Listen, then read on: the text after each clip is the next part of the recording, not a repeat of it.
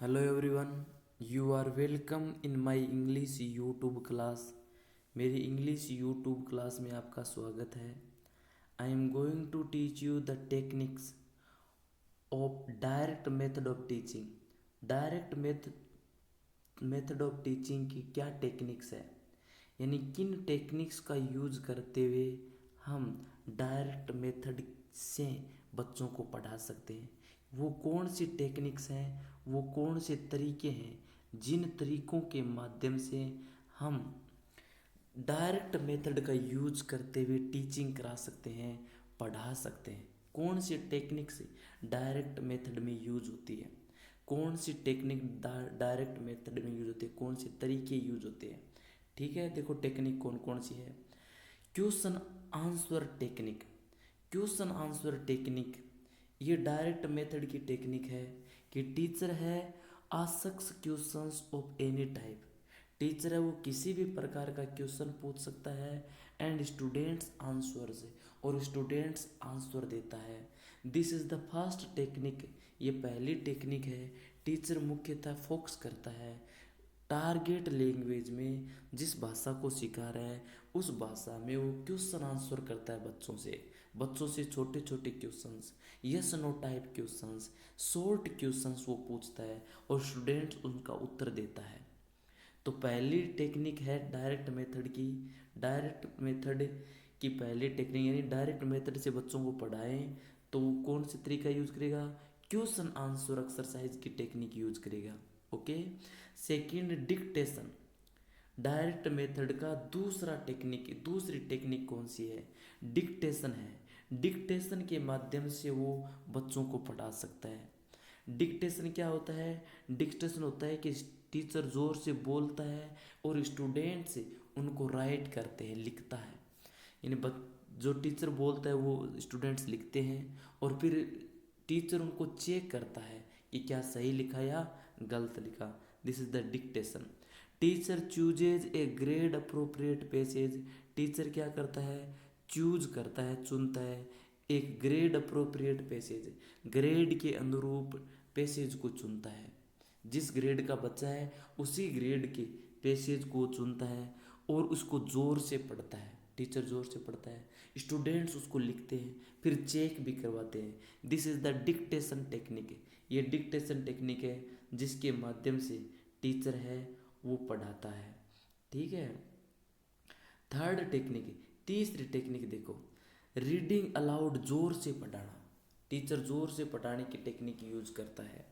The students take turn reading sections of the passage. Students क्या करते हैं, take turn लेते हैं, बारी लेते हैं रीडिंग पढ़ने की, सेक्शंस ऑफ ए पैसेज के सेक्शन को, पैसेज के जो अलग अलग भाग होते हैं उन भागों को बारी बारी से पढ़ते हैं। प्ले और प्ले करते हैं, किसी नाटक को वो प्ले करते हैं, किसी नाटक का अभिनय करते हैं। डायलॉग अलाउड, और ज़ोर से डायलॉग करते हैं, ज़ोर से वार्तालाप करते हैं। तो ये टेक्निक भी यूज होती है ज़ोर से पढ़ने की स्टूडेंट्स के द्वारा। स्टूडेंट्स के द्वारा लाउड रीडिंग की टेक्निक यूज होती है ना। वो बारी बारी से पैसेज को पढ़ते हैं, नाटक का अभिनय करते हैं, डायलॉग को वो बोलते हैं जोर से। सो रीडिंग अलाउड इस टेक्निक का भी यूज किया जाता है डायरेक्ट मेथड ऑफ टीचिंग में। पढ़ाने का जो डायरेक्ट मेथड है उसमें लाउड रीडिंग का यूज किया जाता है, जोर से पढ़ने का बच्चों के द्वारा। ठीक है। स्टूडेंट सेल्फ करेक्शन, बच्चों के द्वारा सेल्फ करेक्शन करना। When student makes a mistake, the teacher offers him or her a second chance giving a choice। देखो, सेल्फ करेक्शन यानी स्टूडेंट सेल्फ करेक्शन करते हैं। टीचर बताता नहीं है उनको कि ये गलती कर दी, टीचर उनको केवल चांस देता है, चॉइस देता है कि वापस देखें कि उन्होंने क्या गलती कर दी। देखो, when a student makes a mistake, जब स्टूडेंट मिस्टेक करता है तो टीचर ऑफर्स हिम और हर ए सेकेंड चांस, टीचर उसको सेकेंड चांस ऑफर करता है। गिविंग ए चॉइस, विकल्प देते हुए टीचर उनको कहता है कि ये सही है या ये सही है बेटा बताओ, तो वो उनको सही चॉइस देते हुए उनकी गलतियों को करेक्ट करवाता है, सही करवाता है ना। तो इस प्रकार से सेल्फ करेक्शन के माध्यम से भी टीचिंग करवाई जा सकती है, टेक्निक का यूज करते हुए टीचिंग करवाई जा सकती है। ठीक है, सेल्फ करेक्शन की टेक्निक इस मेथड में यूज होती है। कन्वर्जेशन प्रैक्टिस है, वार्तालाप की प्रैक्टिस के माध्यम से बच्चों से वार्तालाप करवाया जाता है टारगेट लैंग्वेज में। जो टारगेट लैंग्वेज है जिसको सिखाया जा रहा है, जिस भाषा को अंग्रेजी टारगेट लैंग्वेज, अंग्रेजी को फ्रेंच या जो भी भाषा सिखाई जा रही है उसमें कन्वर्जेशन करवाया जाता है, वार्तालाप करवाया जाता है। बच्चों को अपॉर्चुनिटी दी जाती है, अवसर दिया जाता है, सिचुएशन तैयार की जाती है। भी आप स्टेशन पर हो या आप रेलवे स्टेशन पर हो, आप हॉस्पिटल में हो, आप स्कूल में हो, आप बस स्टेशन पर हो, अब वार्तालाप कीजिए, यात्री से कीजिए, डॉक्टर से कीजिए, है ना। तो ये उनको सिचुएशन दी जाती है और कन्वर्जेशन के लिए उनको प्रैक्टिस करवाई जाती है, वार्तालाप की प्रैक्टिस करवाई जाती है। ये भी टेक्निक है, पांचवी टेक्निक है कन्वर्जेशनल प्रैक्टिस है, वार्तालाप ये प्रैक्टिस। ठीक है, the students are given, student को दी जाती है एन अपॉर्चुनिटी, अवसर, स्टूडेंट को अवसर दिया जाता है to ask their own questions, अपने सभी के प्रश्न पूछने की अपॉर्चुनिटी दी जाती है। टू अदर स्टूडेंट्स, अन्य स्टूडेंट से सभी के प्रश्न पूछने की अनुमति दी जाती है, या टीचर से प्रश्न पूछने की अनुमति दी जाती है। भी स्टूडेंट्स को अनुमति दी जाती है कि वो स्टूडेंट्स या टीचर से क्वेश्चन पूछ सकता है। दिस इनेबल्स, और ये योग्य बनाता है teacher learners interaction, teacher learners interaction को, टीचर और जो विद्यार्थी है दोनों के बीच जो वार्तालाप है उसको योग्य बनाता है। इंटरेक्शन में से वार्तालाप, दोनों के बीच जो वार्तालाप है उसको योग्य बनाता है, वार्तालाप को योग्य बनाता है, इंटरेक्शन को। As well as a learner interaction, student के बीच जो वार्तालाप है उसको भी योग्य बनाता है।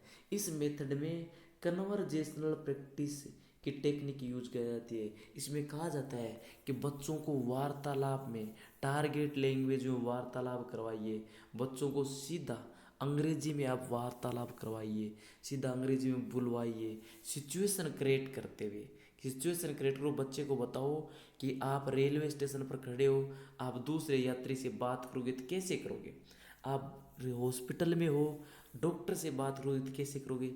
ये सिचुएशन क्रिएट करते हुए कन्वर्जेशनल स्किल को बढ़ावा दिया जाता है, कन्वर्जेशनल प्रैक्टिस को बढ़ावा दिया जाता है, या स्टूडेंट्स को अपॉर्चुनिटी दी जाती है, अवसर दिया जाता है क्वेश्चन पूछने का दूसरे स्टूडेंट से या टीचर से।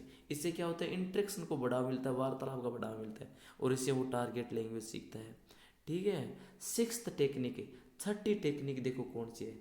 छठी टेक्निक है पैराग्राफ राइटिंग, पैराग्राफ लिखने की।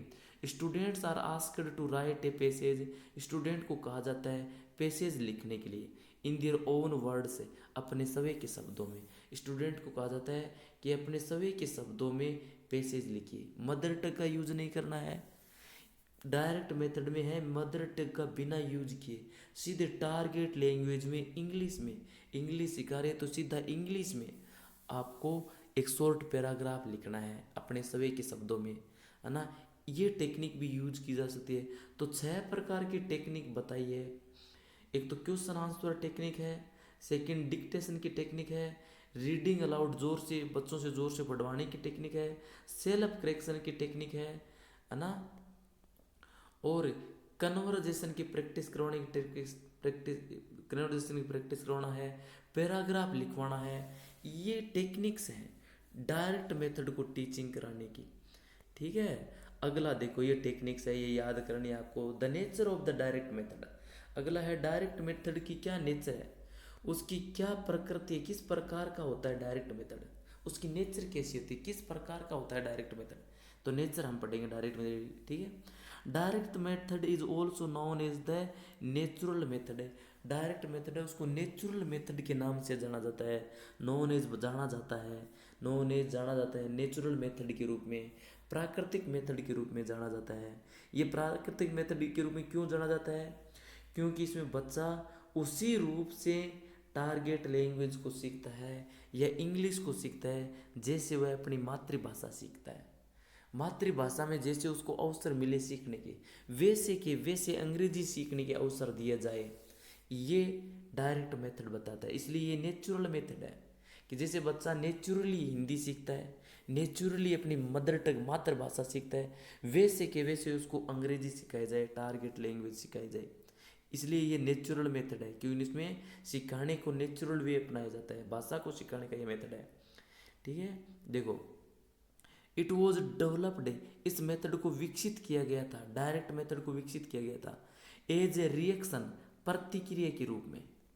इस मेथड को प्रतिक्रिया के रूप में विकसित किया गया था to the grammar translation method, grammar translation method के प्रतिक्रिया के रूप में विकसित किया गया था। ग्रामर ट्रांसलेशन का जो मेथड है, ग्रामर ट्रांसलेशन है, ये ट्रेडिशनल मेथड है।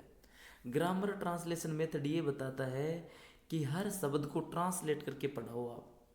यदि अंग्रेजी सिखानी है तो एक एक शब्द को ट्रांसलेट करके आप सिखाइए। ये ग्रामर ट्रांसलेशन मेथड है, ये ट्रेडिशनल मेथड है।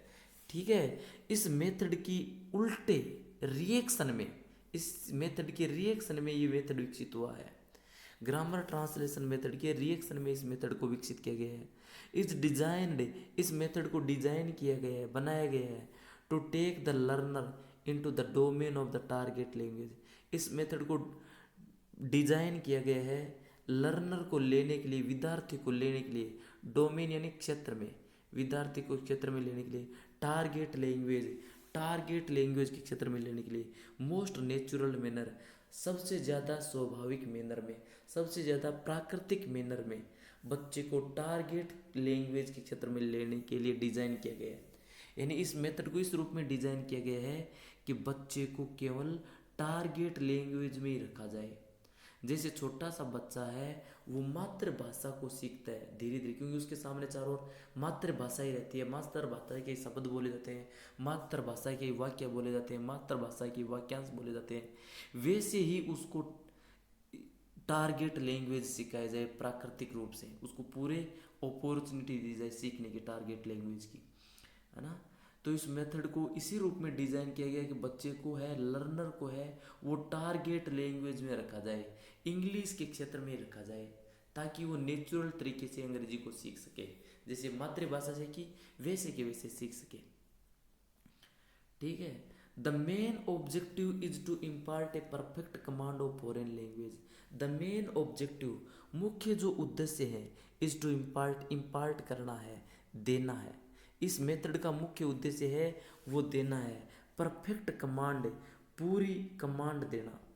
इस मेथड का मुख्य जो ऑब्जेक्टिव है, मुख्य जो उद्देश्य वो ये है कि फॉरेन लैंग्वेज में पूरी कमांड देना, बच्चा पूरी कमांड कर ले विदेशी भाषा पे, जिस विदेशी भाषा को सिखाया जा रहा है उस पर एकदम पूरी कमांड हो उसकी, ये उसका मुख्य उद्देश्य है।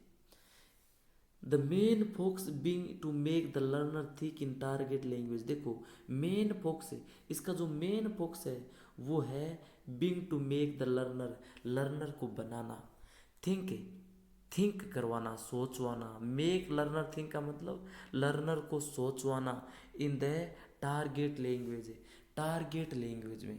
यानी बच्चा अंग्रेजी सीख रहा है तो उसको अंग्रेजी में थिंक किया जाए, वो अंग्रेजी में ही सोचे, बोले नहीं, सोचे भी अंग्रेजी में, ऐसा इसका मेन फोकस है। डायरेक्ट मेथड का मेन फोकस ये है, डायरेक्ट मेथड का जो मेन फोकस है वो ये है कि बच्चा है वो सोचे भी टारगेट लैंग्वेज में ही, वो मदर टंग में सोचे भी नहीं। In the same manner as learning of his her mother tongue, उसी मैनर में जैसे वो अपनी मदर टंग में सोचता है, मदर टंग में सीखता है, इन मोस्ट नेचुरल वे, सबसे स्वाभाविक तरीके से, सबसे स्वाभाविक तरीके से जैसे वो मदर टंग को सीखता है उसी तरीके से वो टारगेट लैंग्वेज को, अंग्रेजी भाषा को सोचे। ये उसका मेन फोकस है, मेन उसका फोकस यही है कि फॉरेन भाषा में उसकी कमांड हो बच्चे की, और उसका मेन फोकस है कि बच्चा टारगेट लैंग्वेज को उसी तरीके से सीखे जैसे वो मदर टंग को सीखा है उसने, और सीधा टारगेट लैंग्वेज में ही सोचे। तीसरा, इसको जिसका नेचर क्या है, इस मेथड की प्रकृति क्या है, किस प्रकार का मेथड है। इन ट्रेडिशनल लैंग्वेज, पारंपरिक भाषा लर्निंग, ट्रेडिशनल लैंग्वेज लर्निंग, पारंपरिक भाषा सीखने में, पारंपरिक भाषा को सीखने में, ट्रेडिशनल लैंग्वेज लर्निंग, पारंपरिक भाषा सीखने में पीपल पार्टिसिपेशन वॉज फाउंड, लोगों की जो भागीदारी है वो फाउंड की गई है। लोगों की जो पार्टिसिपेशन है, लोगों की भागीदारी है, वो फाउंड की गई है। ओके। ट्रेडिशनल लैंग्वेज लर्निंग में, ट्रेडिशनल लैंग्वेज सीखने में लोगों की भागीदारी फाउंड की गई है। To be diminished as the teaching too is perceived to be long and monotonous. देखो, ट्रेडिशनल लैंग्वेज लर्निंग में, पारंपरिक जो लैंग्वेज लर्निंग का तरीका है, उसमें शिष्यों की जो भागीदारी है, प्यूपिल होता है शिष्य, लर्नर जो सीखने वाला व्यक्ति है, स्टूडेंट कह दो जिसको, छात्र, उसकी भागीदारी पाई जाती है डिमिनिस्ड की हुई, कम की हुई पाई जाती है, यानी बच्चे की भागीदारी बहुत कम होती है। As the teaching is pursued, जैसा कि टीचिंग है वो परस्यू किया जाता था, लंबा और उबाऊ तरीका। ये तो ग्रामर ट्रांसलेशन मेथड के बारे में बताया गया है कि जो ग्रामर ट्रांसलेशन मेथड है वो पारंपरिक तरीका है भाषा को सिखाने का, उसमें बच्चे की भागीदारी को डिमिनिश कर दिया गया है, बच्चे की भागीदारी को कम कर दिया गया है। ग्रामर ट्रांसलेशन मेथड में बच्चे की जो भागीदारी है वो डिमिनिश्ड होती है, बच्चे की भागीदारी केवल कम होती है, बच्चे को कुछ नहीं बोलना पड़ता, टीचर आता है वो वर्ड टू वर्ड ट्रांसलेशन करता है। ये ग्रामर ट्रांसलेशन में है, ठीक है। ग्रामर ट्रांसलेशन जो ट्रेडिशनल लैंग्वेज लर्निंग है, ट्रेडिशनल लैंग्वेज लर्निंग का जो तरीका है, उस तरीके में बच्चे की भागीदारी डिमिनिश कर दी जाती है, ठीक है। और टीचिंग को माना जाता है, टीचिंग को परस्यू किया जाता है, यानी टीचिंग को प्राप्त किया जाता है, टीचिंग को माना जाता है, टीचिंग को माना जाता है लॉन्ग और मोनोटोनियस से, लंबी और उबाऊ, टीचिंग को लंबा और उबाऊ माना जाता है इस मेथड में। यानी लगातार टीचर क्या करता है, किताब का पाठ एक एक शब्द लेके वो ट्रांसलेट करता करता वो पूरे पाठ पढ़ाता है ना, तो उसमें वो तरीका होता है। तो ये तीन नेचर है, तीन प्रकार की प्रकृति है डायरेक्ट मेथड की। यानी डायरेक्ट मेथड किस प्रकार का होता है, इसकी तीन विशेषता बताइए, तीन प्रकार की नेचुरलिटी बताइए कि डायरेक्ट मेथड नेचुरल मेथड होता है, क्योंकि उसमें ग्रामर ट्रांसलेशन के विरुद्ध में ये डेवलप हुआ है, रिएक्शन में हुआ है। इसको डिज़ाइन किया गया है कि बच्चा टारगेट लैंग्वेज के क्षेत्र में ही रहे। इसका मेन ऑब्जेक्टिव है कि बच्चे को फॉरेन लैंग्वेज में कमांड हो, फॉरेन लैंग्वेज में कमांड हो, और बच्चा है वो फॉरेन लैंग्वेज में ही सोचे, ये उसका मेन फोकस है ना। बिना कोई मदर टंग का यूज कर दे, जैसे मदर टंग सीखता है वैसे ही वो विदेशी भाषा को सीखे। ये ग्रामर ट्रांसलेशन मेथड को बताया गया कि ग्रामर ट्रांसलेशन मेथड है वो बच्चे की भागीदारी को कम कर देता है, डिमिनिश कर देता है, और टीचिंग को उबाऊ और लंबा बना देता है। उसके उल्टा है ये डायरेक्ट मेथड, ठीक है। अब देखो इस मेथड की मेरिट्स की, क्या क्या मेरिट्स है इस मेथड के, क्या क्या गुण है, कौन सी मेरिट्स है, ये बहुत महत्वपूर्ण है। Merits direct method of teaching की कौन कौन सी मेरिट्स हैं। ये डायरेक्ट मेथड है वो फैसिलिटेट करता है, फैसिलिटेट करता है, बढ़ाता है understanding of no language, language की अंडरस्टैंडिंग को ये बढ़ाता है, फैसिलिटेट करता है। जो लैंग्वेज की अंडरस्टैंडिंग है, भाषा की जो समझ है, भाषा की जो समझ है उसको ये बढ़ाता है। ये मेथड भाषा की समझ को बढ़ाता है। Understanding of the target language, target language की जो अंडरस्टैंडिंग है बिकेम्स ईजियर, ईजियर हो जाती है due to inhibition of the language linguistic inferences. भाषा के जो अनुमान हैं उन अनुमानों को इनहिबिशन करने से, निषेध करने से, निषेध करने से, इनहिबिशन होता है निषेध। दोबारा देखो इसको कि टारगेट लैंग्वेज की समझ है वो आसान हो जाती है। टारगेट लैंग्वेज, जैसे अंग्रेजी सीख रहे हैं तो अंग्रेजी टारगेट लैंग्वेज है, टारगेट लैंग्वेज की समझ है वो आसान हो जाती है। जिस भाषा को सीख रहे हैं वो उस भाषा की समझ आसान हो जाती है। किस कारण है, ड्यू टू अर्थ के कारण, इनहिबिशन निषेध के कारण, मना के कारण, मैं ना ही, मैं ना ही, इनहिबिशन होती है मनाही, मनाही के कारण। लिंग्विस्टिक इंटरफेरेंसेज, भाषाई हस्तक्षेप, इंटरफेरेंस होते हैं हस्तक्षेप, इंटरफेयर करना, हस्तक्षेप, भाषाई हस्तक्षेप from the mother tongue, mother tongue से, यानी मदर टंग मातृभाषा का जो इंटरफेरेंस है, मातृभाषा का जो हस्तक्षेप है, उस हस्तक्षेप की मनाही से टारगेट लैंग्वेज की समझ वो आसान हो जाती है। यानी आप इंग्लिश सीख रहे हो तो उसके बीच में हिंदी है उसको मना कर दिया जाता है कि उसको नहीं बोलना है। यदि उसको बोला जाएगा तो बच्चा हिंदी सीखेगा, इंग्लिश नहीं सीखेगा। इसलिए मदर टंग के इंटरफेयर को मना करने से टारगेट लैंग्वेज की समझ है वो इजी हो जाती है। इट स्टेबलाइज से, ये जो मेथड है वो स्टेबलाइज करता है डायरेक्ट बॉन्ड, सीधा संबंध। ये मेथड सीधा बॉन्ड स्थापित करता है, सीधा संबंध स्थापित करता है, सीधा संबंध स्थापित करता है बिटवीन कॉन्टेक्स्ट, कॉन्टेक्स्ट के बीच में। कॉन्टेक्स्ट के बीच में यानी कि जैसा शब्द वो है वैसे वैसे उसको मीनिंगों का पता है। जैसे कॉन्टेक्स्ट लोइन, आपके सामने शब्द आया लोइन, LION, तो आपके दिमाग में शेर नहीं आना चाहिए। लोइन आते ही सीधा आपके सामने शेर का चित्र आना चाहिए, शेर शब्द ही नहीं आना चाहिए। सीधा कॉन्टेक्स्ट से संबंध स्थापित हो, यानी जैसा शब्द है उससे सीधा उसके दिमाग में छवि आ जाए, ऐसा संबंध स्थापित करता है ये लिंग, ये मेथड। ठीक है। एंड हेल्प से, और ये मेथड सहायता करता है अंडरस्टैंडिंग, समझने में, डायरेक्टली, सीधा, वोट इज हेard और रीड, जो पढ़ा और सुना जाता है, जो पढ़ा और सुना जाता है उसको सीधा समझने में सहायता करता है, सीधा समझने में सहायता करता है ये मेथड है। जैसे मान लो उसने, बच्चे ने सुना काऊ, जैसे बच्चे ने शब्द सुना काऊ, गाय शब्द को जैसे ही उसने सुना या उसने पढ़ा तो पढ़ते ही उसके दिमाग में हिंदी वाला गाय शब्द नहीं आना चाहिए, उसके दिमाग में सीधी गाय आनी चाहिए। ऐसी समझ क्रिएट करता है ये टारगेट लैंग्वेज में ही, है ना। तो ये मेथड है भाषा को समझाने को आसान बनाता है, सीधा अंडरस्टैंडिंग पैदा करते हुए, है ना, सीधा डायरेक्ट संबंध स्थापित करते हुए।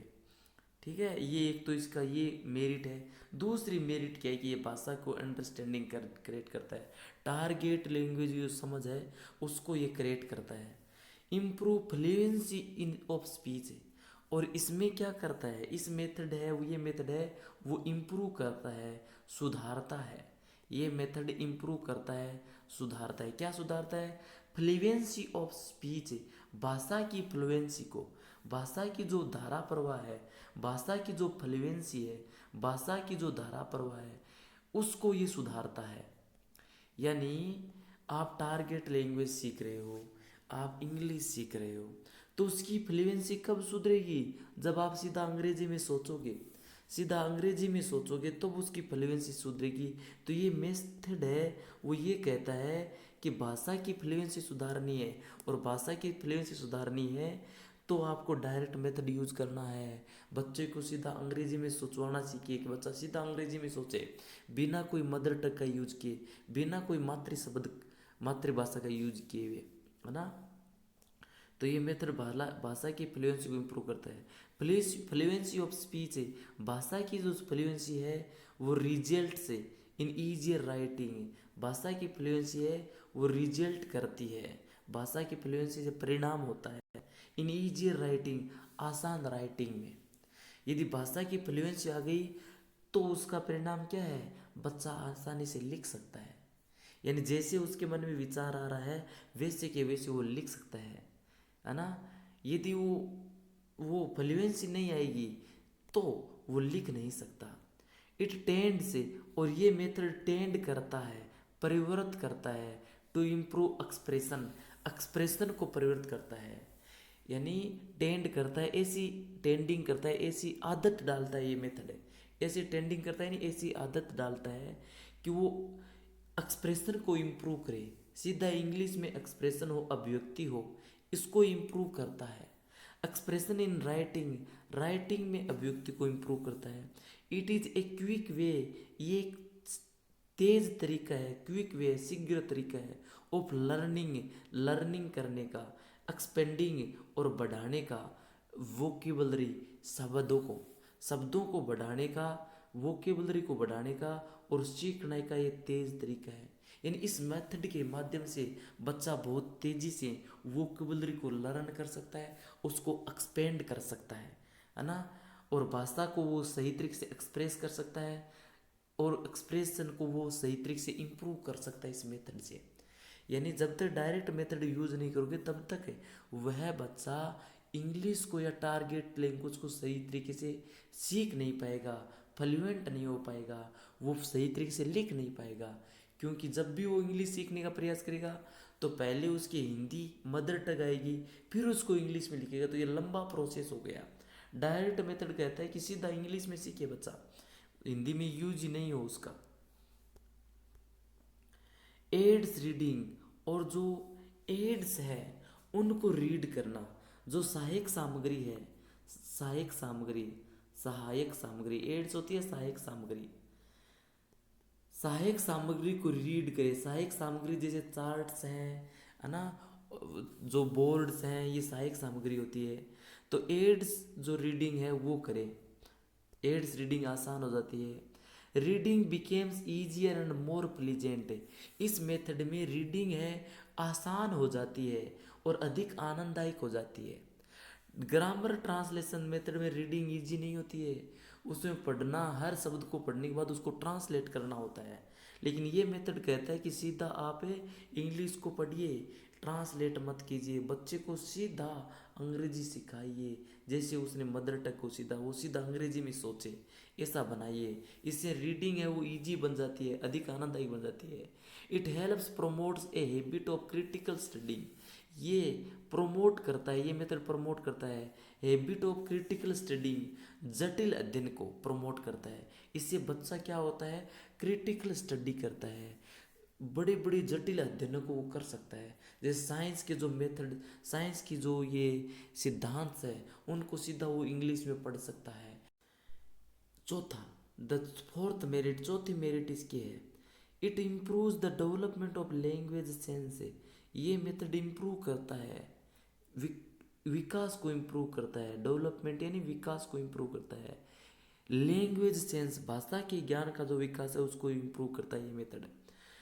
फुल ऑफ एक्टिविटीज़, और ये मेथड एक्टिविटीज से भरा हुआ है, विभिन्न प्रकार की एक्टिविटीज़ होती हैं, प्ले करना, नाटक करना, खेलना, खेल खेल में सीखना, है ना, विभिन्न प्रकार के डायलॉग्स बच्चों से बुलवाना, ये फुल ऑफ एक्टिविटीज़ है। ग्रामर ट्रांसलेशन मेथड में बच्चा सिर्फ सुनता ही सुनता है टीचर की, टीचर ट्रांसलेट करता है, बच्चा सुनता है, इसलिए ये मेथड एक्टिविटी से भरा हुआ है। ग्रामर ट्रांसलेशन मेथड में कोई एक्टिविटी नहीं होती है। विच मेक्स इट इंटरेस्टिंग, ये मेथड है एक्टिविटी से भरा हुआ है, इसलिए इसको इंटरेस्टिंग बना देता है, टीचिंग को या पढ़ने को इंटरेस्टिंग बना देता है, एंड एक्साइटिंग, और रोमांचित बना देता है। ठीक है, ये मेथड इम्फेसाइज करता है, ये मेथड इम्फेसाइज करता है, जोर देता है टारगेट लैंग्वेज को, बाय हेल्पिंग द पीपल, बच्चों को सहायता करते हुए, एक्सप्रेस देयर थॉट्स से, कि वो अपने विचारों को एक्सप्रेस करें, फीलिंग से अपनी भावनाओं को एक्सप्रेस करें, डायरेक्ट इन टारगेट लैंग्वेज, सीधे टारगेट लैंग्वेज में, without using their mother tongue, बिना मदर टंग का यूज करते हुए। ये मेथड टारगेट लैंग्वेज को इम्फसाइज करता है।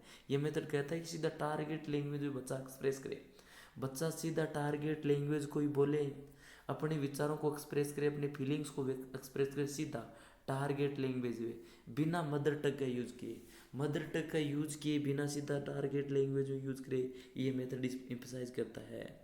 ठीक है, सेवंथ देखो, सातवां क्या कहता है, ये मेथड विकसित करता है listening speaking reading, listening speaking reading को डेवलप करता है। यानी इस मेथड में कहा गया है कि पहले बच्चे को लिसन करवाइए, जैसे बच्चा सुनकर मातृभाषा सीखता है, मदर टंग सीखता है, वैसे बच्चे को लिसनिंग, फिर उसके बाद उसको स्पीकिंग करवाइए, बुलवाइए, फिर उसको रीडिंग करवाइए, फिर राइटिंग करवाइए।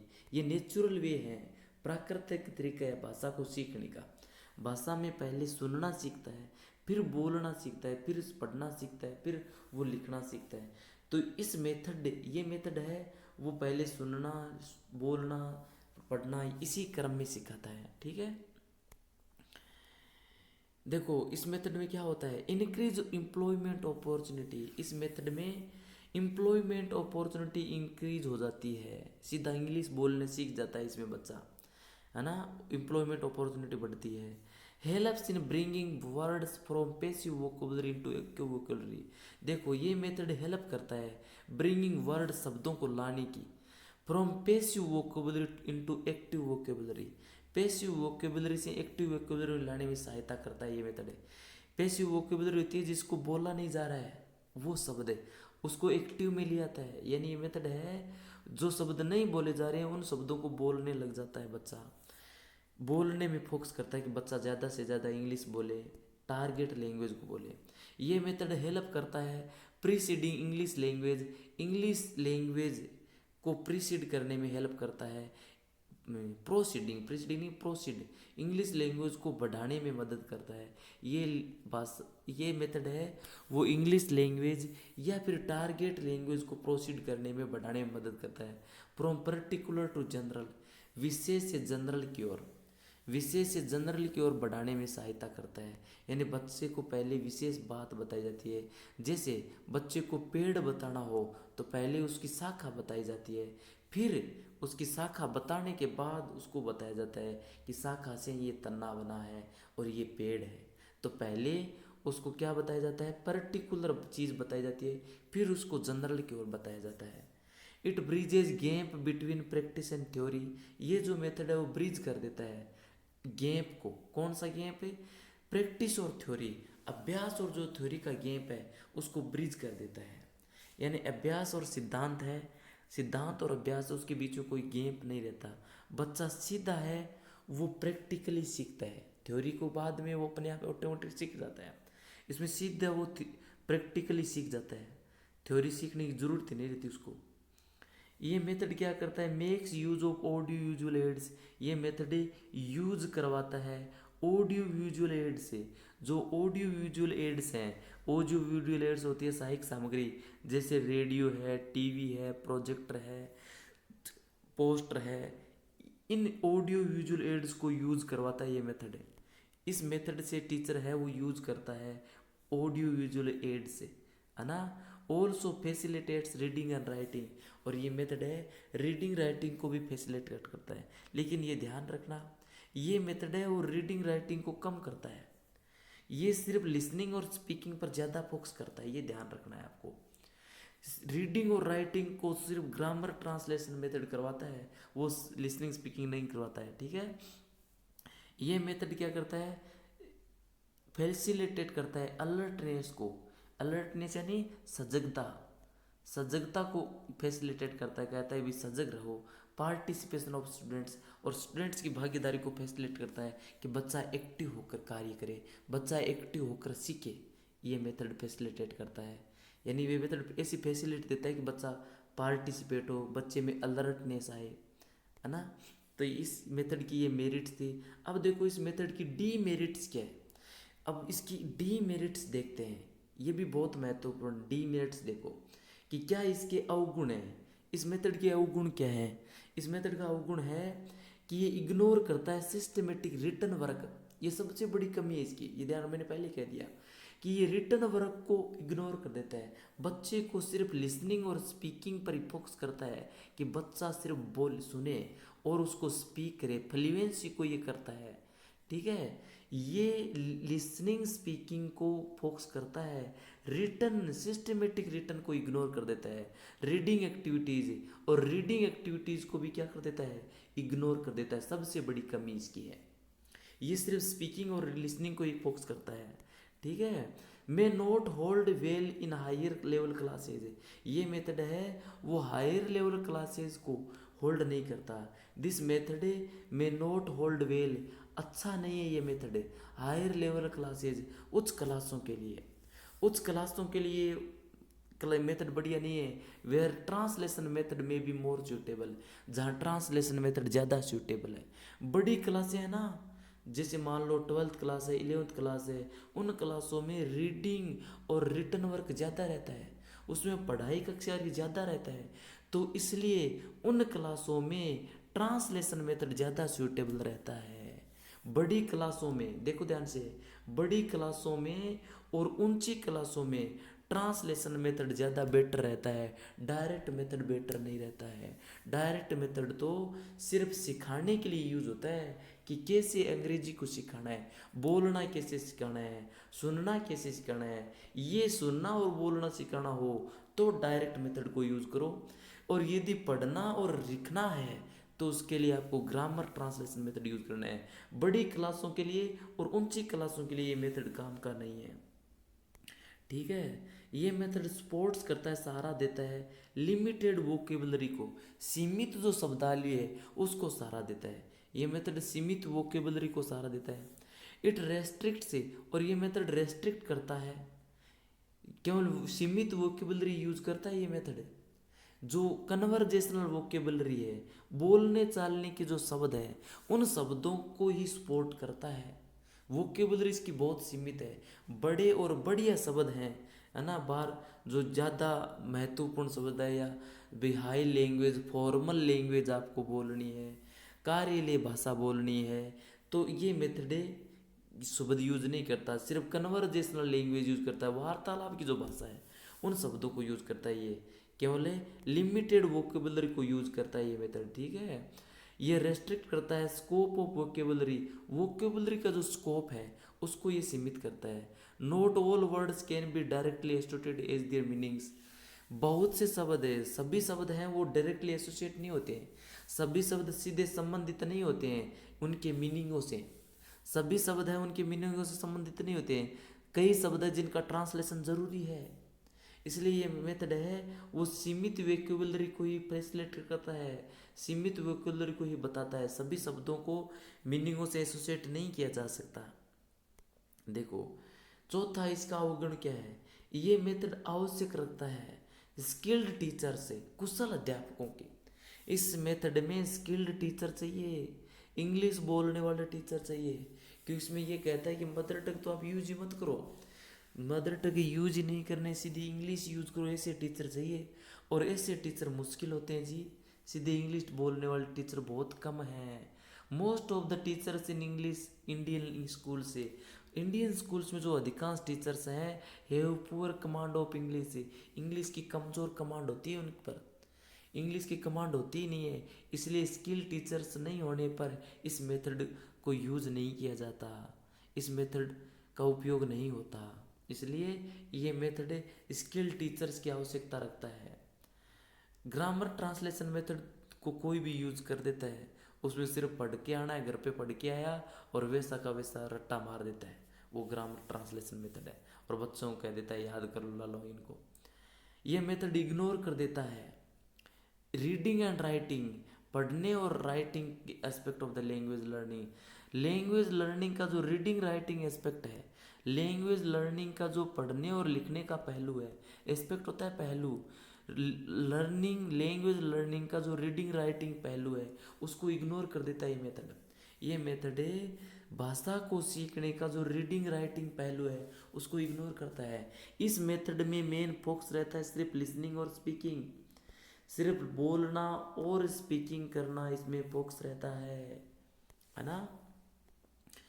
तो देखो ये मेथड है वो does not teach grammar systematically, इस मेथड में ग्रामर सिस्टमेटिकली नहीं पढ़ाई जाती, आनन फानन में ग्रामर पढ़ाई जाती है, सेंटेंसों से ग्रामर पढ़ाई जाती है, क्योंकि इसमें है ग्रामर पढ़ाने का इंडक्टिव मेथड यूज होता है। ग्रामर पढ़ाने का कौन सा मेथड यूज होता है, इंडक्टिव। इंडक्टिव का मतलब पहले बच्चों को सेंटेंस बताओ, बार बार सेंटेंस बताओ, फिर बच्चे ग्रामर के रूल अपने आप सीख लेंगे, यानी रूल बताओ ही मत ग्रामर के। इस ये मेथड कहता है कि इंडक्टिव मेथड यूज करो आप ग्रामर पढ़ाने को, यानी पहले सेंटेंस बता दो, आप बच्चों को सेंटेंस बताते रहो इंग्लिश में, उससे ऑटोमेटिकली वो ग्रामर सीख लेंगे, ग्रामर के रूल सीख लेंगे, ठीक है। तो ग्रामर इसमें सिस्टमेटिकली नहीं पढ़ाई जाती है। सिस्टमेटिकली कैसे पढ़ाई जाती है, पहले रूल पढ़ा देते हैं बच्चों को कि बच्चों ऐसे हैं ये रूल, इसके तहत इनको इनडायरेक्ट में बदल सकते हो, इसके तहत आप वर्ब यूज करते हो, है ना। तो वो तो सिस्टमेटिक तरीका होता है, लेकिन इसमें सिस्टमेटिकली ग्रामर नहीं पढ़ाई जाती है। Time consuming in critical real life situation से, क्रिएटिंग रियल लाइफ सिचुएशन, देखो इस मेथड में बच्चे को सुनना और बोलना सिखाया जाता है रियल लाइफ सिचुएशन क्रिएट करते हुए। वास्तविक रियल लाइफ सिचुएशन क्रिएट करते हुए उसको सिखाया जाता है। इसमें टाइम कंज्यूम होता है, टाइम ज़्यादा लगता है, टाइम कंज्यूम होता है रियल लाइफ सिचुएशन क्रिएट करने में। जैसे बच्चे को कहा जाता है कि आप मान लो घर पर हो, अपने पापा से बात कर रहे हो, अब मान लो, तो अब कैसे बात करोगे, उसको सिचुएशन क्रिएट की जाती है, उसको सिचुएशन में रखा जाता है कि मान लो आप हॉस्पिटल में हो, अब डॉक्टर से आपको बोलना है, दूसरे पेशेंट से आपको बोलना है, कैसे बोलोगे, उसको सिचुएशन बताई जाती है, सिचुएशन क्रिएट की जाती है, सिचुएशन दी जाती है।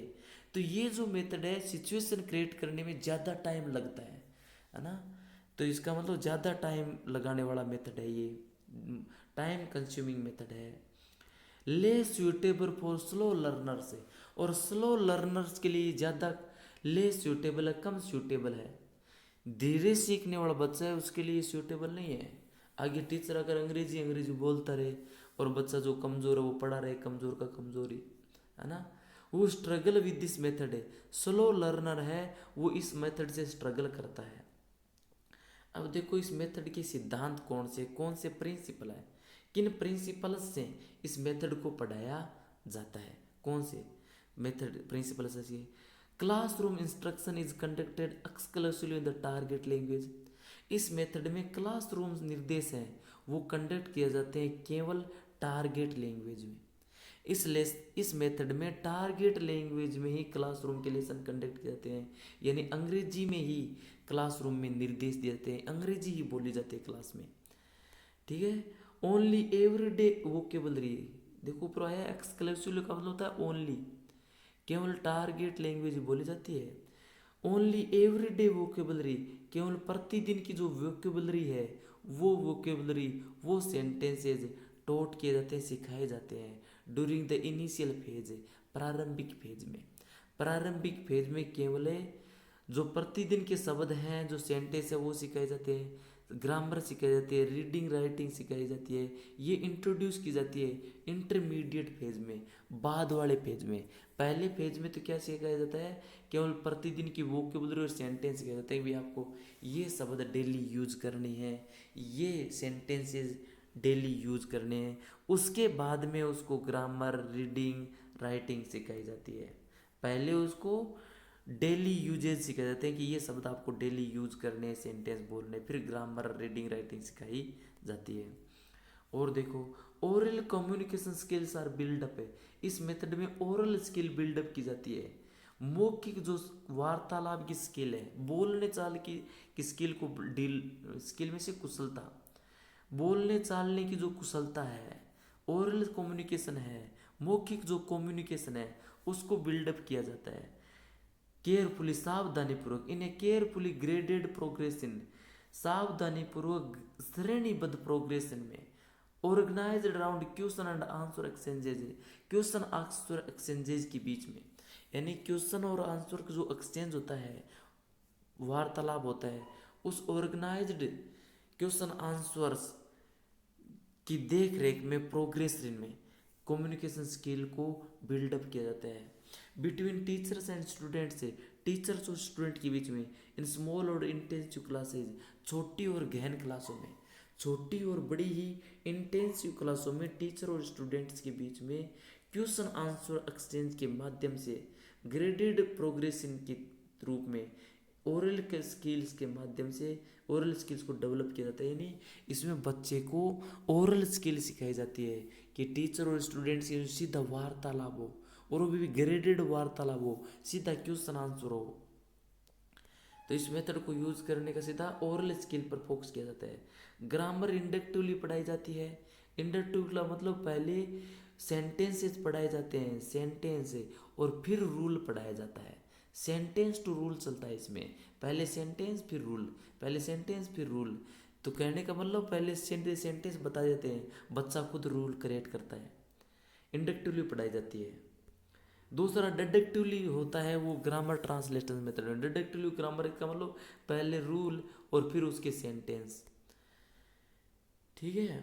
पांचवा तरीका, new teaching points are introduced orally, नई टीचिंग पॉइंट्स हैं, नए टीचिंग पॉइंट्स हैं वो ओरली इंट्रोड्यूस किए जाते हैं, यानी मौखिक रूप से बताए जाते हैं।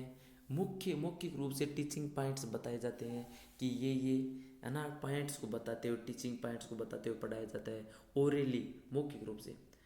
कंक्रीट वोकेबलरी इज टॉट, ठोस जो वोकेबलरी है वो सिखाई जाती है थ्रू डेमोन्स्ट्रेशन, डेमोन्स्ट्रेशन के माध्यम से, प्रदर्शित करके। डेमोन्स्ट्रेट होता है प्रदर्शन करके। जैसे मान लो बच्चे को हवाई जहाज बताना है, एरोप्लेन बताना है, तो हवाई जहाज का खिलौना दिखाओ उसको कि दिस इज द एरोप्लेन, है ना। ऑब्जेक्ट्स दिखाओ, चीज़ें दिखाओ, चित्र दिखाओ। अब्स्ट्रैक्ट वोकेबलरी को एसोसिएशन ऑफ आइडियाज, आइडियाज के एसोसिएशन सिखाओ। भी कॉन्क्रीट वोकेबलरी है, जो ठोस वोकेबलरी शब्द हैं उनको प्रदर्शन के द्वारा उसको प्रदर्शित करके दिखाओ, चीज़ों से दिखाओ, पिक्चर से सिखाओ। अब्स्ट्रैक्ट वोकेबलरी को है वो सिखाया जाए एसोसिएशन ऑफ आइडियाज, आइडियाज से एसोसिएट करके, अपने विचारों से संबंध स्थापित करके अब्स्ट्रैक्ट वोकेबलरी सिखाई जाए। अब्स्ट्रैक्ट का मतलब होता है वो शब्द जिसका कोई रूप न हो। जैसे मान लो बच्चे को एलिफेंट सिखाना है, बच्चे को सिखाना है एलिफेंट है, तो ये तो कंक्रीट वोकेबलरी है, ELEPHNT, ये कंक्रीट वोकेबलरी है। तो बच्चे को चित्र दिखा दो हाथी का, this is elephant. Okay, concrete vocabulary को डेमोन्स्ट्रेशन से सिखाइए, ऑब्जेक्ट से सिखाइए, चित्रों से सिखाइए। और जो अब्स्ट्रैक्ट वोकेबलरी है, अब्स्ट्रैक्ट वोकेबलरी कौन सी है? अब्स्ट्रैक्ट वोकेबलरी होती है, जैसे मैंने बोला शब्द फ्रीडम, फ्रीडम में से स्वतंत्रता। अब ये अब्स्ट्रैक्ट है, इसका कोई रूप नहीं है, ये कॉन्क्रीट नहीं है, ये अब्स्ट्रैक्ट है। अब स्वतंत्रता का कोई चित्र नहीं है, स्वतंत्रता कोई चीज़ नहीं है, इसको आइडियाज से बताइए, इसको बताइए फ्री क्या होता है, और फ्री से स्थापित करते हो आपको फ्रीडम ले जाना है। तो बच्चे को आइडियाज से सिखाना। जैसे मान लो ब्यूटी, ब्यूटी में से होता है सौंदर्य, ये अब्स्ट्रैक्ट है सौंदर्य।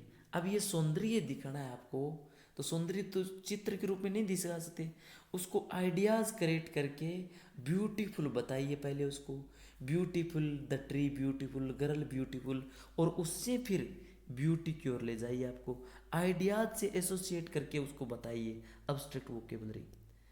बहुत speech and listening compression is taught, भाषा और सुनने की जो कंप्रेशन है वो सिखाया जाए, भाषा और सुनने की जो समझ है, कंप्रेशन होती है समझ है, उसको सिखाया जाए।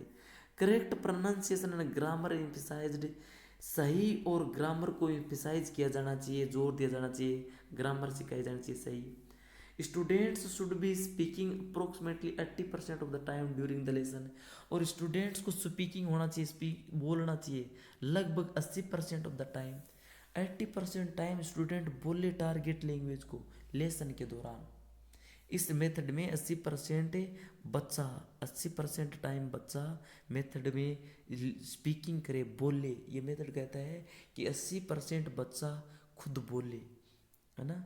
Students are taught from inception to ask question से, स्टूडेंट्स को सिखाया जाता है इंसेप्शन से, अनुमान से सिखाया जाता है, इंसेप्शन कीजिए, टू आस्क क्वेश्चन से, क्वेश्चन पूछते हुए, एज वेल एज आंसर्स देवे, साथ ही साथ उत्तर देते हुए, अनुमानित क्वेश्चनों को पूछते हुए और आंसर देते हुए बच्चों को सिखाया जाए।